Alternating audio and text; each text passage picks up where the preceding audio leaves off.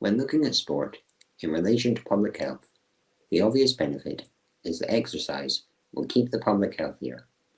This will prevent an increase in hospitalization and promote stronger immune systems, which is one of the biggest concerns after the COVID pandemic. However, sport can be much more than that, whether it be physical rehabilitation, improvement to mental health, or preventing young people from being led down paths that are not only bad for their own health, but for that of others. I'm Milo Kirk, and I've been a young leader at Ethos for a month now. My passion is in film, and as a disabled filmmaker, I am keen to promote diversity in the industry. Ethos was created by Robert Pye over 11 years ago and specialises in social impact ventures. We have partnered with Police Sport UK and the Lancashire VRU to promote awareness of public health and sport. I have investigated several stories that I find inspiring when looking at the impact that sport can have on people's lives. One Ethos partner that is particularly relevant to this is Team Army. Team Army focuses on securing funding for sports programs within the armed forces. One of its most successful programs is the Armed Forces Para-Snow Sports Team. The explosion I was involved in was massive. It hit the vehicle that I was in with 3 other guys, all from the 1st Battalion, the Parachute Regiment. From the incident, I survived. The other 3 lads that were in the vehicle with myself didn't make it. The bomb landed at my feet, blew me on my backside immediately, and killed my buddy. He was stood just a little bit further away, and the blast killed him instantly. I walked through the doorway thinking the compound would be cleared. Stood on a pressure plate IED. I was up in the air. I remember hitting the deck, thinking this is not good. I was very poorly. I suffered a serious brain injury, broken back. I'm blind in my right eye and visually impaired. Spent quite a lot of time in and out of hospital for a 3-year period, and I was really low. I was very low, actually. I refused a lot of help speaking to people about my mental health, and I sort of bottled it and didn't want to open up and stuff like that. So after the years, it just got worse and worse. For a big part of those 3 years, I actually wish that I had died. But skiing gave me that rush back in my life. I've kind of tried to lose myself in physical adventures, physical outdoor activities. Something that can almost replace what I used to have in the military. The Armed Forces Para-Snow Sports Team provides tremendous recovery pathways for our wounded, injured and sick, serving and veteran personnel. We do that through adaptive snow sports, alpine, Nordic and snowboarding. So the charity seeks to create 3 outcomes: freedom through adaptive snow sport, recovery pathways, both psychological and physical recovery pathways through the power of sport, team sport, and ultimately to transform the lives of those that have given so much for their country. It's a huge blow, obviously physically, but also psychologically. I'm a great believer in the mountain environment, just to experience it, if only for one time. So anyone with any disability, I believe, should have the opportunity to do that, and AFPST provide that. So adaptive snow sports puts our athletes, our beneficiaries, into the mountains, and the tremendous freedom that provides, we believe, helps recovery pathways. If you think about the charity as a pyramid, and there are the very high achieving elite athletes who shine a spotlight on what is possible to do after injury. But equally there's the bottom of the pyramid with young men and women who are just entering the sport and seeing the power of adaptive sports, what it can do to free them. You've got all the FPST coaches who I get on with really well. It's kind of got that sort of brotherhood mentality again, and I can speak to them about anything. It's not like if I'm having a bad day, I keep it to myself, I can speak to them about it. So there's always that there as well.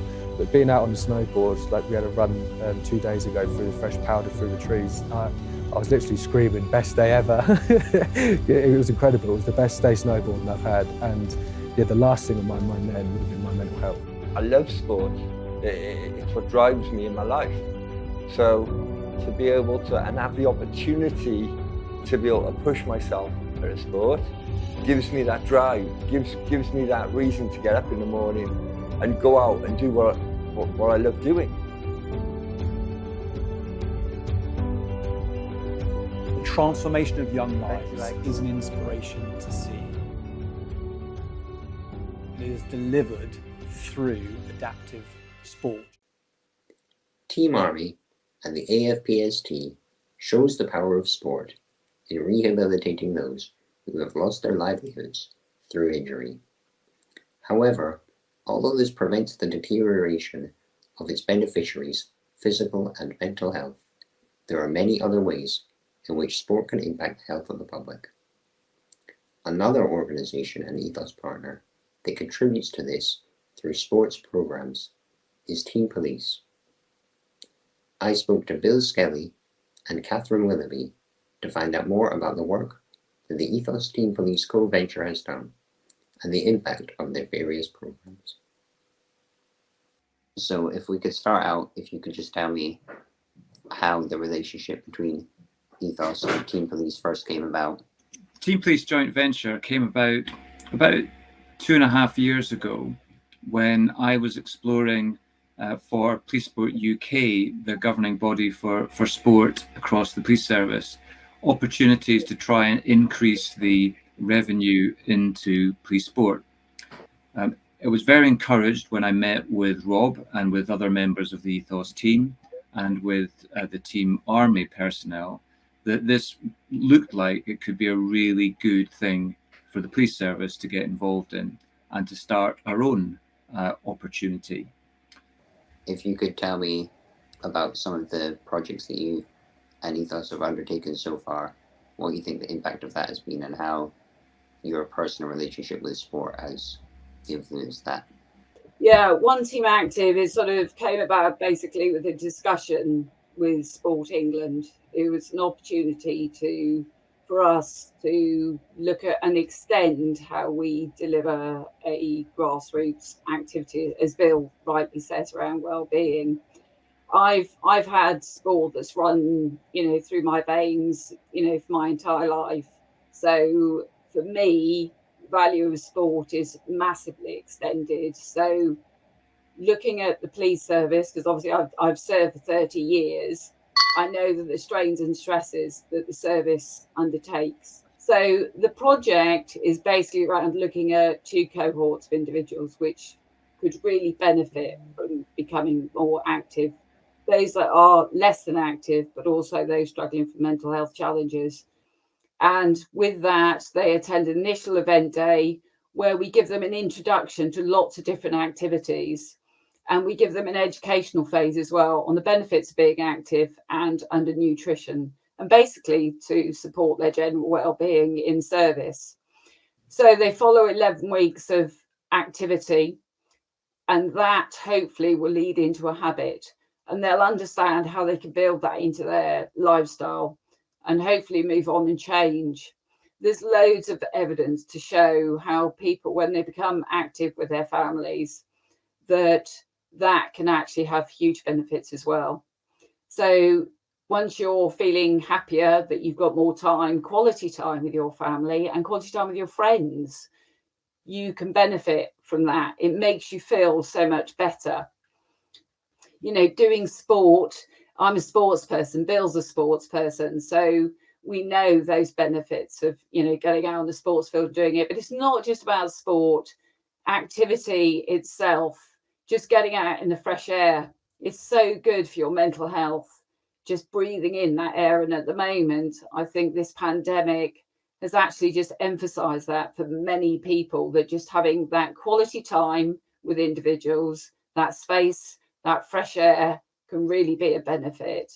And that's what we're trying to bring into the police service, a real understanding of those benefits for their staff. And how do you think that sense of community that you were talking about that can be built with sport, how do you think that can benefit other communities, not just within Team Police that you do, but disadvantaged communities in the country, and what do you think sport can do for them?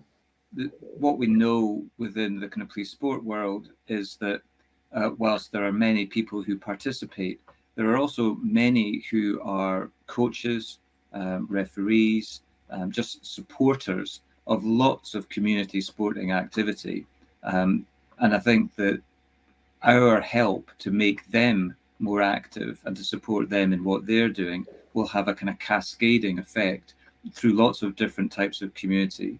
I've seen myself the projects that police officers and staff have run in really quite challenging and deprived communities, in, for example, amateur boxing or street football, a whole variety of different things that have all helped create a greater sense of community togetherness and cohesion. And this certainly feels like not only will it be good for the individuals, but as a sector, the police service can show that it is truly investing in the well-being not just of its staff and their families, but also in the communities that they serve and support. And do you think there's anything else that would be important to discuss or understand in terms of the impact that your work has on public health in relation to sport and preventing poor mental or physical health in anyone? I really feel that there's been a lot of discussion and dialogue around the public sector, and certainly in the particular area that we are in around policing, about what you can do in order to improve well-being, physical and mental, and the kind of emotional support that could be provided. There is less actual activity. And what I feel very strongly about is that Team Police is providing, through One Team Active, not just some opportunities to talk about being healthier in the public sector, but to actually do it. So yes, I certainly think there are things that the public health and sport and public health can take from what we have done around Team Police and Ethos. The work that Team Police does has a big impact on the community, especially when it comes from getting those from disadvantaged backgrounds more active. The sense of community that comes from organised team sports can also be a huge positive influence. A strong example of this can be seen in disability sports. I looked into the Scottish Power Chair Football Association to see the impact of the sport on its players.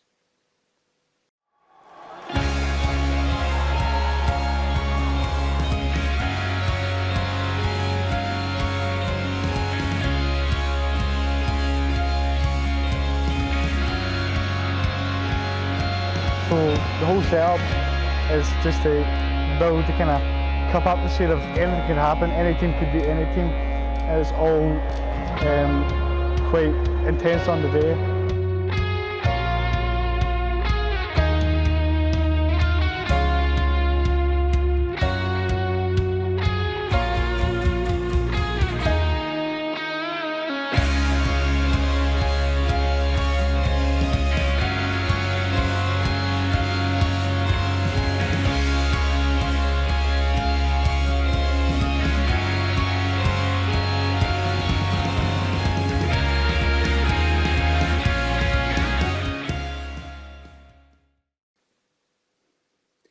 Grassroots community sport is really important to those involved, but the significant mental health benefits of sport are also very apparent at the most elite level. I spoke to ex-professional footballer Fraser Franks to hear about his journey with sport. Why don't you tell me a bit about your early career, the highs and lows, and how did your love of football help get you through any difficult times?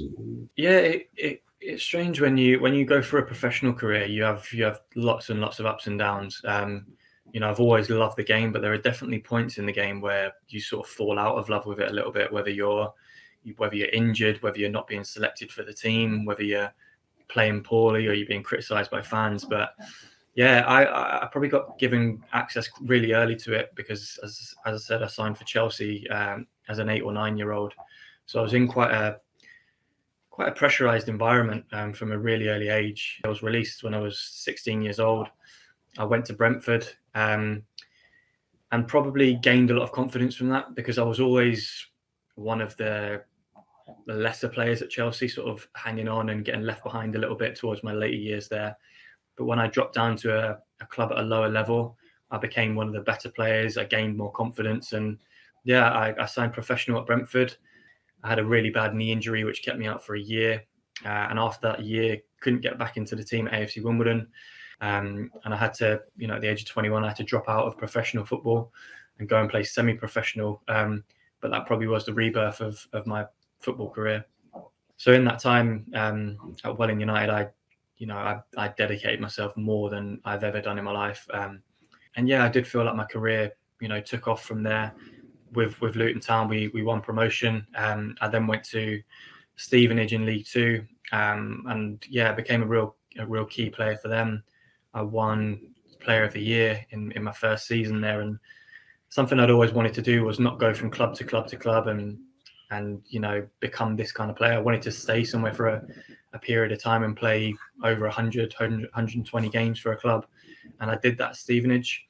I was there for 3 years. And it came to the end of my time at Stevenage where they offered me a new contract, but I felt like I wanted something a little bit different, a new challenge. And yeah, I signed for Newport County, and that season we had a really successful year. We had an FA Cup run where we beat Leicester City on TV, which was a big game. We then beat Middlesbrough in the next round, and we got to the last 16. For me, having the journey that I'd had and being a part-time footballer only 4 or 5 years before that, it seemed a million miles away that I'd be playing against a Pep Guardiola team live on TV and stuff like that. So yeah, it was a proud sort of time for me then. I had all my family there that had seen me go through these ups and downs throughout my career, lots of highs, but equally lots of lows as well. But it got to that point, and yeah, it's a strange one because that game against Manchester City was a real high point for me, but it was the second to last game that I ever played because only one more game after that, which was only a few days after that, was when I had the issue with my heart and my career was cut short. And after your issue, how was your rehabilitation, and did sport have a role in that? I think exercise probably was my savior in the end, because I came out and I was very disciplined as a player, but then you come out and you don't have training in the morning, so maybe you can have a takeaway at night, or maybe you can drink some alcohol and have a few beers in your fridge and do things that you've never really been able to do. And for me, I probably came out and I probably binged on that a little bit when I first came out. It was a novelty that I'd never been able to do. So if I was overthinking things, maybe I'd go and have a takeaway, or I'd go and have a few beers and stuff like that, things I'd never really done. But then I'd wake up the next morning and I wouldn't go for that run, or I wouldn't go to the gym, and I'd feel a bit groggy and down and get into that sort of depressive state. But it was probably exercise and creating that routine that saved me, because for the last 2 years, I've set my alarm in the morning. I've made sure I get up on time because I still want that discipline from football. It's been a big part of my life, exercise. And I feel like when I don't do it, or I don't keep up certain habits, not physically, I don't really mind what I look like. I'm not after a chiseled figure or breaking any records with running or anything like that. It's all mental for me. It's all, doing something in the morning that invigorates my head and makes me feel alive and awake. And I feel like exercise does that for me, and sport does that for me. So it probably did save me from going down a certain path. And yeah, again, that discipline that I've learned growing up and through sport and through football has definitely helped me through this retirement. And what do you think that you personally and others can learn from sport? Oh, good question. I think there's just so many life lessons that can be learned in it. I really encourage children to play team sports. I think it's a great way of socializing. I think it's a great way of discipline and creating discipline, creating friendships, creating a community, working with people in the right way, communicating with people in the right way. I think there's so many life lessons that you can take from sport and apply elsewhere. And also, physically, we have an issue in this country where not enough people are exercising. So if you can make it fun, if you can make it a community for people, if you can make it enjoyable, people won't even realize that they're exercising and it won't be a chore. I think that's something that we need to improve on, which is the coaching and the education that we give children. We need to make it fun. We need to make it feel like it's something that they can be comfortable with. Not everyone is going to become a professional in sport, but everyone can get some kind of enjoyment out of it. And I'm sure if given the access, everyone will find a specific sport or something that they like to do within themselves. So I really encourage, as many people to as possible, whether that's, whether you're able-bodied, whether you are old age, whether you are young, you're fit and healthy, whether you're children, whatever it might be. I do think before there wasn't something for everyone, but I think now more and more, I think everyone can do something, and whether it's the smallest thing that makes you feel part of the community and can help you, I really do, see the benefits mentally and physically for it. Having seen the great physical and mental health benefits of sport at almost every level, it is clear that the impact sport can have on public health is huge. Whether it be physical and mental rehabilitation, vital work in the community, or positively influencing the life paths of young people, sport has a key role to play. I hope that today's discussion could be the beginning of more to come in the future.